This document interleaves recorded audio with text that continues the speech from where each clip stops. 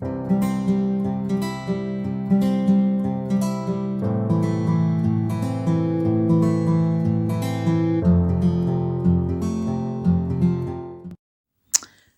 à tous.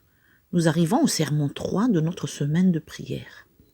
Ce soir, nous allons parler de la vraie guerre des étoiles.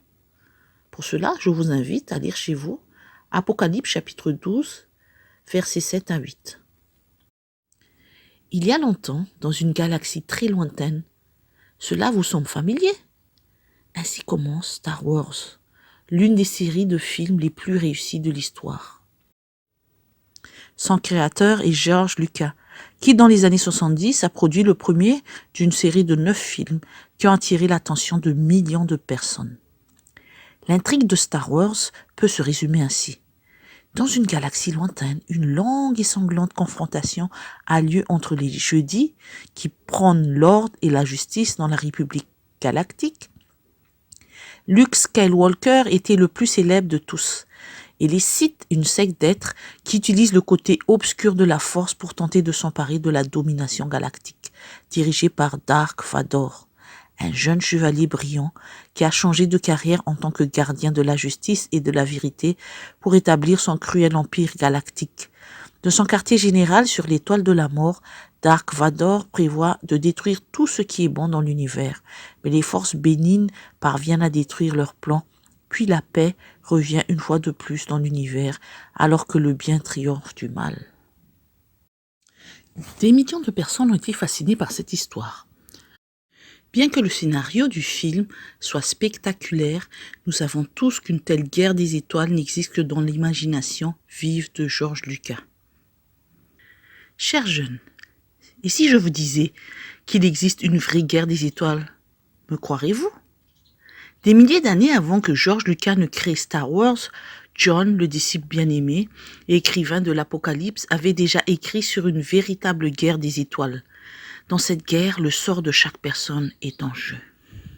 Cette vraie guerre des étoiles est connue sous le nom de le conflit cosmique ou la grande controverse. L'Apocalypse nous présente en couleur et avec des effets spéciaux ce conflit cosmique. Dans Apocalypse 12, versets 7 à 9, il y eut alors une bataille dans le ciel. Michel et ses anges combattirent contre le dragon. Le dragon et ses anges combattirent aussi, mais ils ne furent pas les plus forts. Il n'y eut plus de place pour eux dans le ciel. Il fut jeté dehors le grand dragon, le serpent ancien appelé le diable et Satan, celui qui égare toute la terre. Il fut jeté sur la terre et ses anges furent jetés avec lui. Nous allons étudier ce soir cette vraie guerre en la décomposant en 3 parties. Dans une première partie, nous allons étudier les acteurs. La deuxième partie, on va essayer de voir les différents épisodes. Et dans la troisième partie, nous allons examiner le résultat. D'après ce qu'on a lu, nous allons voir les acteurs principaux de cette guerre des étoiles. Nous avons vu qu'il y a Michael et le dragon. Mais qui sont-ils? Quel rôle jouent-ils? Nous allons commencer par identifier Michael. Ce personnage qui apparaît environ 5 fois dans la Bible. Dans Daniel, chapitre 10, versets 12 à 13 et dans chapitre 21, on peut le voir combattre au nom du prophète. Dans Jude 19, nous le voyons se battre avec Satan pour le corps de Moïse. De même, dans Daniel 12, verset 1, on dit que au temps de la fin, Michael se lèvera pour délivrer les élus de Dieu. Nous allons utiliser 2 clés pour identifier Michael. La première nous vient de l'hébreu. Donc le nom même Michael, dans le sens est qui est comme Dieu. La deuxième clé, selon Jude 1,9, Michael est l'archange et selon Daniel le chef des princes.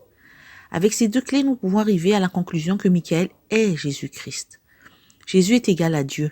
Dans Jean 11, verset 3, et est appelé un archange, 1 Thessaloniciens 4,16. Identifions maintenant le dragon. Le dragon est l'ancien serpent qui est appelé le diable et Satan. Remarquez alors que le dragon et Satan est l'ennemi juré de Dieu. À chaque fois qu'on présente ce sujet, une question se pose. Mais qui a créé Satan? Quelle est son origine?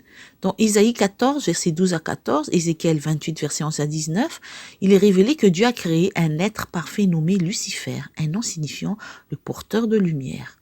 Il était la perfection. Il avait plein de sagesse, d'une beauté parfaite dans Ézéchiel 28, verset 12. Mais un jour, il cessa de contempler Dieu pour se contempler. Par conséquent, il était rempli d'iniquité et de péché. Ézéchiel 28, 16. Cet être qui était autrefois le porteur de lumière est devenu Satan de son plein gré, l'adversaire de Dieu et l'auteur du mal. Nous concluons que Jésus, le prince de la vie, et Satan, l'auteur du péché, sont les personnages principaux de la vraie guerre des étoiles. Maintenant, nous allons regarder les différents épisodes de la vraie guerre des étoiles. Le premier épisode a lieu dans le ciel même et nous l'appelons la rébellion. Apocalypse 12, 7. Il est dit qu'il y avait une grande guerre dans le ciel. Maintenant, il est important que nous comprenions que ce n'était pas une guerre physique. Le mot guerre utilisé par Jean vient du terme grec polémos, d'où vient le mot bien connu polémique. Donc cette guerre a commencé comme une guerre d'idées et d'arguments.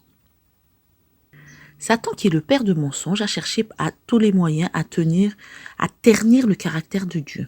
Son but était de se lever et d'usurper la place de Dieu. Nous voyons cela dans Ésaïe 14, 12 à 14. Lucifer, le chérubin protecteur, voulut être le premier dans le ciel. Il s'efforça de gagner à sa cause des êtres célestes, de les éloigner de leur Créateur et d'assurer leur hommage à sa personne. Pour cela, il présenta Dieu dans un faux jour, l'accusant d'orgueil. Il prêta à un Créateur aimant ses propres mauvaises caractéristiques. Il réussit de cette manière à tromper d'abord les anges, puis les hommes. Cela est un commentaire de l'écrivaine chrétienne Ellen White. Dans ce premier épisode, Satan a été vaincu et expulsé du ciel, avec un tiers des anges qui ont choisi de le suivre. Michael a remporté la victoire. Le deuxième épisode maintenant, c'est l'invasion. Que s'est-il passé après l'expulsion de Satan? Dieu a réalisé la merveilleuse création. Genèse chapitre 1 dit que le Seigneur créa toutes choses en 6 jours et qu'au 6e jour, il accomplit la création de Dieu. Dieu créa l'homme à son image, il le créa à l'image de Dieu, il créa l'homme et la femme.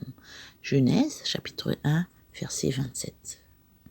Dieu plaça nos premiers parents dans un paradis connu sous le nom d'Éden et leur donna un ordre qui disait, l'Éternel Dieu donna cet ordre à l'homme. Tu pourras manger les fruits de tous les arbres du jardin, mais tu n'en mangeras pas du fruit de l'arbre de la connaissance du bien et du mal, car le jour où tu en mangeras, tu mourras. C'est certain. Genèse 2, 16 à 17. C'est alors que Satan envahit l'harmonie d'Éden. Dans Genèse, au chapitre 3, de versets 1 à 5, il est dit, le serpent était le plus rusé de tous les animaux sauvages que l'Éternel Dieu avait fait. Il dit à la femme, Dieu a-t-il vraiment dit, vous ne mangerez aucun des fruits des arbres du jardin? La femme répondit au serpent, nous mangeons du fruit des arbres du jardin. Cependant, ce qui concerne le fruit de l'arbre qui est au milieu du jardin, Dieu a dit, vous n'en mangerez point, et vous n'y toucherez pas, sinon vous mourrez. Le serpent dit alors à la femme, vous ne mourrez absolument pas, mais Dieu sait que le jour où vous en mangerez, vos yeux s'ouvriront et vous serez comme Dieu. Vous connaîtrez le bien et le mal. Malheureusement, nos premiers parents ont désobéi et sont devenus les esclaves de Satan. Adam et Ève avaient le libre arbitre. Ils pouvaient choisir entre obéir à Dieu ou lui désobéir. Malheureusement, ils ont choisi la voie de la désobéissance. Nous arrivons maintenant au 3e épisode de la vraie guerre des étoiles et la conquête. Satan pensait avoir détruit les desseins de Dieu. Cependant, avant la fondation du monde, un plan de conquête avait été conçu. Apocalypse 13, verset 8. Après la chute, Dieu a promis un libérateur qui mettrait fin au règne du mal. Je mettrai l'hostilité entre toi et la femme, entre ta descendance et sa descendance. Celle-ci t'écrasera la tête et tu lui blesseras le talon. Genèse 3, 15. Ce libérateur ne serait autre que Michael. Notre Seigneur Jésus-Christ prendrait la place de l'homme déchu et affronterait Satan et ses armées démoniaques. Avec sa naissance, sa vie, sa mort et sa résurrection, Jésus a été couronné vainqueur de la véritable guerre des étoiles. Grâce à sa victoire, l'univers entier a triomphé de Satan. Dans Apocalypse 12, 10, il nous est dit « Maintenant le salut est arrivé, ainsi que la puissance, le règne de notre Dieu et l'autorité de son Messie. En effet, il a été jeté dehors, l'accusateur de nos frères et sœurs, celui qui les accusait jour et nuit devant notre Dieu. Maintenant que nous avons vu les acteurs, nous avons vu les différents épisodes, nous allons maintenant voir le résultat de cette guerre. Grâce à la victoire obtenue par Jésus, nous savons quelle sera l'issue de la vraie guerre des étoiles.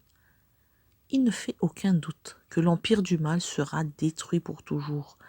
Apocalypse 20:10 dit que le diable fut jeté dans les temps de feu et de soufre. Sa destruction sera définitive. Ellen White, avec des mots poétiques, présente la fin de la vraie guerre des étoiles comme ceci. La grande controverse est terminée. Le péché et les pécheurs ne sont plus. L'univers entier est propre. Une impulsion d'harmonie et de joie bat à travers la vaste création. De lui qui a tout créé coule la vie, la lumière et la joie à travers les royaumes de l'espace illimité. Du plus petit atome au plus grand monde, toutes choses animées et inanimées, dans leur beauté sans nombre et leur joie parfaite, déclarent que Dieu est amour. Alors, quelle est la vérité centrale de la vraie guerre des étoiles? Jésus est le grand vainqueur. Sa conquête surpasse même les exploits imaginaires de Jedi ou de Skywalker. Sa victoire sur la croix était réelle et écrasante. Et tous ceux qui croient en lui apprécient sa victoire dans le présent et feront l'expérience de sa glorieuse réalité pour toute l'éternité.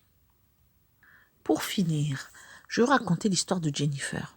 Un jour, Jennifer est sortie avec ses amis pour une promenade dans la ville. Cet après-midi-là, ce n'était que du bonheur. Ses amis ont ri tandis que l'un d'eux conduisait paisiblement dans une rue dégagée. Soudain, en quelques secondes, tout a changé. Un conducteur est sorti de sa voie et a heurté le véhicule où se trouvait Jennifer.